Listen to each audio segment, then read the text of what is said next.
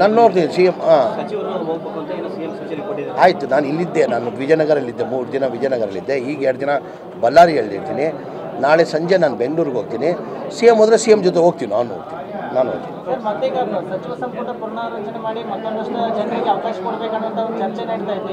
ಈಗ ನಮ್ಮ ಪಕ್ಷದ ಹೈಕಮಾಂಡ್ ತೀರ್ಮಾನ ಮಾಡೋದು ರೀಶಫಲ್ ಮಾಡಬೇಕಂತ ಇದೆ.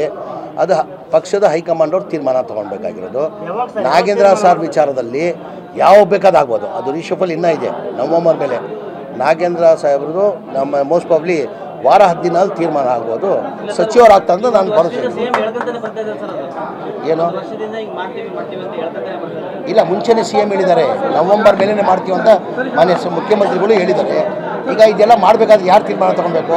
ನಾವು ಹೇಳ್ಕೊಳ್ಬೋದು. ಇಲ್ಲ, ಈಗ ಸಿ ಎಂ ಬದಲಾವಣೆ ಅವರ ಹೈಕಮಾಂಡ್ ತೀರ್ಮಾನ. ಅದು ನಾನು ಮುಂಚೆನೇ ಹೇಳಿದ್ದೀನಿ. ಈ ಸಿ ಎಂ ಕುರ್ಚಿ ಅಂತೂ ಖಾಲಿ ಸದ್ಯಕ್ಕಿಲ್ಲ. ಈ 5 ವರ್ಷ ಮಾನ್ಯ ಸಿದ್ದರಾಮಯ್ಯ ಅವರು ಮುಖ್ಯಮಂತ್ರಿ ಇರ್ತಾರಂತ. ಈಗ ಬದಲಾವಣೆ ಮಾಡಬೇಕಾದ್ರೆ ಯಾರು ಮಾಡಬೇಕು? ನಾಗೇಂದ್ರ ಮಾಡೋಕ್ಕಾಗಲ್ಲ, ನಾನು ಮಾಡೋಕ್ಕಾಗಲ್ಲ, ಹೈಕಮಾಂಡ್ ತೀರ್ಮಾನ ಮಾಡೋದು. ನಾವು ಯಾರು ತೀರ್ಮಾನ ಮಾಡೋಕ್ಕಾಗಲ್ಲ. ನಮ್ಮ ಪಕ್ಷ ಹೈಕಮಾಂಡ್ ಪಕ್ಷ ತೀರ್ಮಾನ ಮಾಡಬೇಕಾದ್ರೆ ಹೈಕಮಾಂಡ್ ಮಾಡೋದು. ಯಾವಾಗ ಹೇಳಿದರೆ ಅದು ಹಳೆ ಕತೆ. ಮೊನ್ನೆ ಯಾವ್ದು ಹೇಳಿಲ್ಲ, ಅದು ಇಲ್ಲ, ಮೊನ್ನೆ ಹೇಳಿಲ್ಲ. ಈಗ ನಮ್ಮ ಪಕ್ಷದ ಹೈಕಮಾಂಡ್ ತೀರ್ಮಾನ ಮಾಡೋದು ರೀಶಫಲ್ ಮಾಡಬೇಕಂತ ಇದೆ. ಅದು ಪಕ್ಷದ ಹೈಕಮಾಂಡ್ ಅವ್ರು ತೀರ್ಮಾನ ತೊಗೊಳ್ಬೇಕಾಗಿರೋದು. ನಾಗೇಂದ್ರ ಸಾರ್ ವಿಚಾರದಲ್ಲಿ ಯಾವ ಬೇಕಾದಾಗ್ಬೋದು, ಅದು ರೀಶಫಲ್ ಇನ್ನೂ ಇದೆ ನವಂಬರ್ ಮೇಲೆ. ನಾಗೇಂದ್ರ ಸಾಹೇಬ್ರದ್ದು ನಮ್ಮ ಮೋಸ್ಟ್ ಪ್ರಾಬ್ಲಿ ವಾರ 10 ದಿನದಲ್ಲಿ ತೀರ್ಮಾನ ಆಗ್ಬೋದು. ಸಚಿವರಾಗ್ತಂದ್ರೆ ನಾನು ಭರವಸೆ ಏನು ಇಲ್ಲ, ಮುಂಚೆನೇ ಸಿ ಎಂ ಹೇಳಿದ್ದಾರೆ ನವಂಬರ್ ಮೇಲೇ ಮಾಡ್ತೀವಿ ಅಂತ ಮಾನ್ಯ ಮುಖ್ಯಮಂತ್ರಿಗಳು ಹೇಳಿದ್ದಾರೆ. ಈಗ ಇದೆಲ್ಲ ಮಾಡಬೇಕಾದ್ರೆ ಯಾರು ತೀರ್ಮಾನ ತಗೊಳ್ಬೇಕು? ನಾವು ಹೇಳ್ಕೊಳ್ಬೋದು. ಇಲ್ಲ,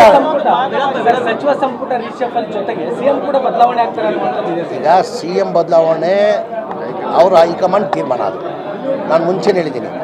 ಈ ಸಿ ಎಂ ಕುರ್ಚಿ ಅಂತೂ ಖಾಲಿ ಸದ್ಯಕ್ಕಿಲ್ಲ. ಈ 5 ವರ್ಷ ಮಾನ್ಯ ಸಿದ್ದರಾಮಯ್ಯ ಅವರು ಮುಖ್ಯಮಂತ್ರಿ ಇರ್ತಾರಂತ. ಈಗ ಬದಲಾವಣೆ ಮಾಡಬೇಕಾದ್ರೆ ಯಾರು ಮಾಡಬೇಕು? ನಾಗೇಂದ್ರ ಮಾಡೋಕ್ಕಾಗಲ್ಲ, ನಾನು ಮಾಡೋಕ್ಕಾಗಲ್ಲ, ಹೈಕಮಾಂಡ್ ತೀರ್ಮಾನ ಮಾಡೋದು. ನಾವು ಯಾರು ತೀರ್ಮಾನ ಮಾಡೋಕ್ಕಾಗಲ್ಲ. ನಮ್ಮ ಪಕ್ಷ ಹೈಕಮಾಂಡ್ ಪಕ್ಷ ತೀರ್ಮಾನ ಮಾಡಬೇಕಾದ್ರೆ ಹೈಕಮಾಂಡ್ ಮಾಡೋದು.